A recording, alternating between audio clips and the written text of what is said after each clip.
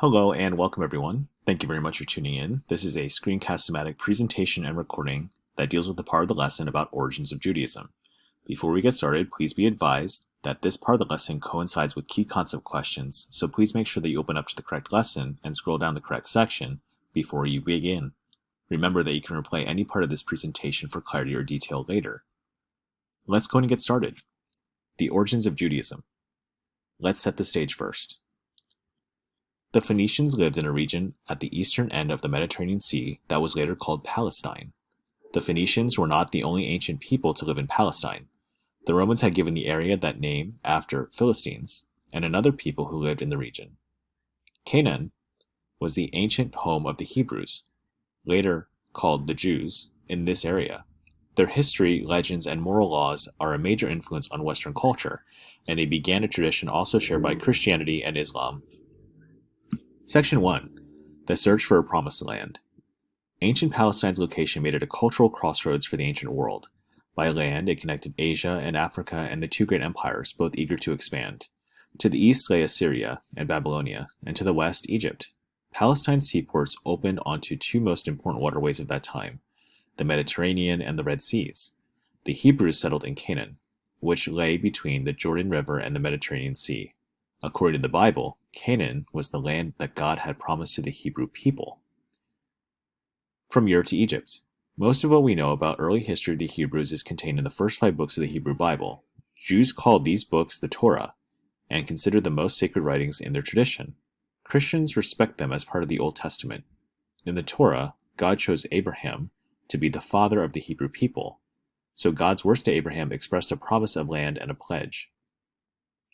From a primary source reading, "Go from your country and your kindred and your father's house to the land that I will show you. I will make you a great nation. I will bless you and make your name great." That's from the book of Genesis. So Abraham was a shepherd who lived in the city of Ur in Mesopotamia. The book of Genesis tells that God commanded him to move his people to Canaan. And around 1800 BC, Abraham, his family, and their herds made their way to Canaan. Then, around 1650 BC, the descendants of Abraham moved to Egypt. The God of Abraham. The Bible tells how Abraham and his family roamed for many years from Mesopotamia to Canaan to Egypt and back to Canaan. All the while, their God, whose name was Yahweh, watched over them. Gods worshipped by other people were often local and were associated with a specific place. Unlike the other groups around them, who were polytheists, the Hebrews were monotheists. They prayed only to one God. Monotheism, a belief in a single God, comes from the Greek word mono, meaning one, and theism, meaning God worship. So the Hebrews proclaimed Yahweh as the one and only God, and in their eyes, Yahweh had power over all peoples everywhere. To the Hebrews, God was not a physical being, and no physical images were to be made of him. The Hebrews asked Yahweh for protection from their enemies, just as other people prayed to their gods to defend them. According to the Bible, Yahweh looked after the Hebrews not so much because of the ritual ceremonies and sacrifices, but because Abraham had promised to obey him. In return, Yahweh had promised to protect Abraham and his descendants. This mutual promise between God and the founder of Hebrew people is called a covenant. The next section here is Moses and the Exodus. So the Bible says that Hebrews migrated to Egypt because of a drought and threat of famine.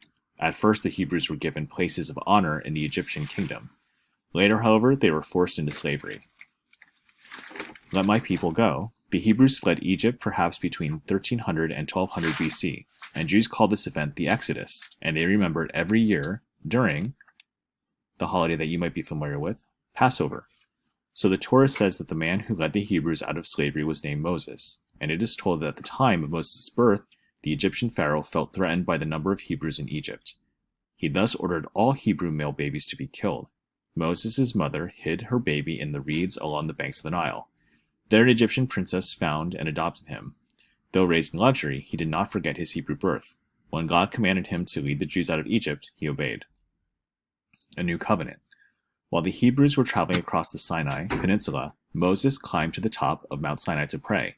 The Bible says he spoke with God. When Moses came down from Mount Sinai, he brought down 2 stone tablets on which Yahweh had written the 10 Commandments.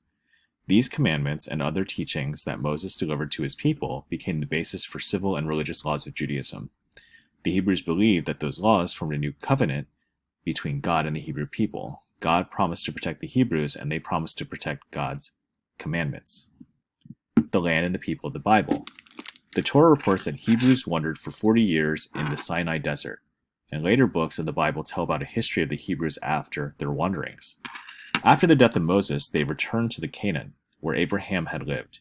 The Hebrews made a change from a nomadic tribal society with settled herders, farmers, and city dwellers, and they learned new technologies from neighboring peoples in Canaan. When the Hebrews arrived in Canaan, they were loosely organized into 12 tribes, and these tribes lived in separate territories and were self-governing. In times of emergency, the Bible reports that God would raise up judges. They would unite the tribes and provide judicial and military leadership during a crisis. But in the course of time, God chose a series of judges, one of the most prominent of whom was a woman, Deborah. Hebrew law. So Deborah's leadership was unusual for a Hebrew woman. The roles of men and women were quite separate in Hebrew society, so women could not officiate at religious ceremonies. In general, a Hebrew woman's most important duty was to raise her children and provide moral leadership for them. So the Ten Commandments were part of a code of laws delivered to Moses, and the code included other rules regulating social and religious behavior. In some ways, this code resembled Hammurabi's code, with the attitude of an eye for an eye and a tooth for a tooth. However, its strict justice was softened by expressions of God's mercy. The code was later interpreted by religious teachers called prophets, and these interpretations tended to emphasize greater equality before the law than did other codes for the time. The prophets constantly urged the Hebrews to stay true to the covenant with God. The prophets taught the Hebrews had a duty to worship God and to live justly with one another. The goal of moral life lived in accordance with God's laws. In the words of the prophet Micah, "He has told you, O mortal, what is good, and what does the Lord require of you, but to do justice, and to love kindness, and to walk humbly with your God?" This emphasis on right conduct and worship of one God is called ethical monotheism, a Hebrew idea that has influenced human behavior for thousands of years through Judaism, Christianity, and Islam. The kingdoms of Israel. Canaan, the land that the Hebrews believed that had been promised to them by God, combined largely harsh features such as arid desert, rocky wilderness, grassy hills, and dry, hot valley of the Jordan River. Water was never plentiful, even the numerous limestone formations soaked up by excess rainfall. After first settling in the south-central area of ancient Palestine, the Hebrews expanded south and north. Saul and David established a kingdom. The judges occasionally pulled together and widely scattered tribes for a united military effort. Nonetheless, the Philistines, another people in the area, threatened the Hebrews' position in ancient Palestine. The Hebrews got along somewhat better with their Canaanite neighbors. Eventually, the only large tribe left of the 12 tribes was the tribe of Judah. As a result, Hebrews came to be called Jews, and their religion, Judaism. From about 1020 to 922 BC, the Hebrews united under 3 able kings, Saul, David, and Solomon. The new kingdom was called Israel. For 100 years, Israel enjoyed its greatest period of power and independence. Saul, the first of 3 kings, was chosen largely because his success in driving out the Philistines from the central hills of ancient Palestine. Saul is portrayed in the Bible as a tragic man who was given to the belts of jealousy, and after his death he was succeeded by his son-in-law David. King David, an extremely popular leader, united the tribes, established Jerusalem as the capital, and founded a dynasty. Solomon builds a kingdom. About the year 962 BC, David was succeeded by his son Solomon, whose mother was Bathsheba. Solomon was the most powerful of the Hebrew kings, and he built a trading empire with help of his friend Hiram, the king of Phoenician city of Tyre. Solomon also beautified the capital city of Jerusalem, and the crowning achievement of his extensive building program in Jerusalem was a great temple, which he built to glorify God.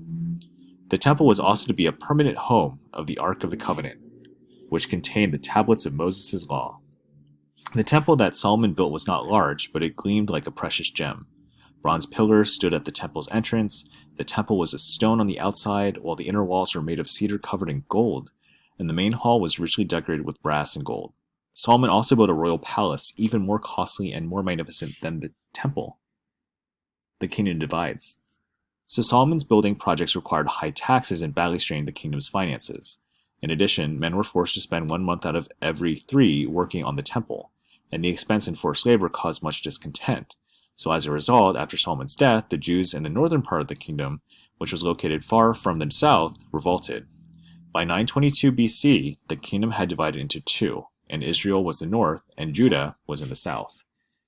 And the next 200 years were confusing for the two kingdoms of Israel and Judah. Sometimes they fought each other, sometimes they joined together to fight common enemies. Each of the kingdoms had periods of prosperity, followed by low periods of conflict and decline. And here's the last section, the Babylonian captivity.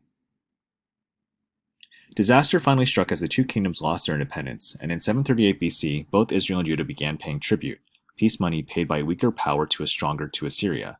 By paying tribute, Israel and Judah hoped to ensure that the mighty Assyrian Empire would not attack. But this tribute was not enough, and in 725 BC, the Assyrians began a relentless siege of Samaria, the capital of Israel. By 722 BC, the whole northern kingdom had fallen to the Assyrians in ferocious assault. So the southern kingdom of Judah resisted for another 150 years before it was destroyed, and the destruction of Judah was to come to the hands of the Babylonians. After conquering Israel, the Assyrians rapidly lost power to rising Babylonian Empire, and the great Babylonian king Nebuchadnezzar ran the Egyptians out of Syria in ancient Palestine, and he twice attacked Jerusalem. The city finally fell in 586 BC, and Solomon's temple was destroyed in the Babylonian victory. Many of the survivors were exiled to Babylon, and during the exile of Babylon, the Bible describes how the prophet Ezekiel urged his people to keep their religion alive in a foreign land. Then about 50 years after the fall of Judah, another change in fortune occurred. In 539 BC, the Persian king Cyrus the Great conquered Babylon, and the next year Cyrus allowed some 40,000 exiles to return to Jerusalem to rebuild the temple. Many, however, stayed in Babylonia. Work on the second temple was finally completed in 515 BC, and the walls of Jerusalem were rebuilt in 445 BC. Soon, however, other empires dominated the region, first the Persians, then the Greeks, and the Romans, and these new empires would take control of both the ancient Palestine and the destiny of the Jewish people. So as you guys can see, the story of the rise and spread of Judaism is quite unique and complex, but understanding this is key not only to the Middle East, but also key to understand the rest of the greater world and the role that religion plays as well. You can reference this map later on too in your notes for greater clarity and detail. Thank you very much for tuning in, and good luck with completing the rest of the lesson.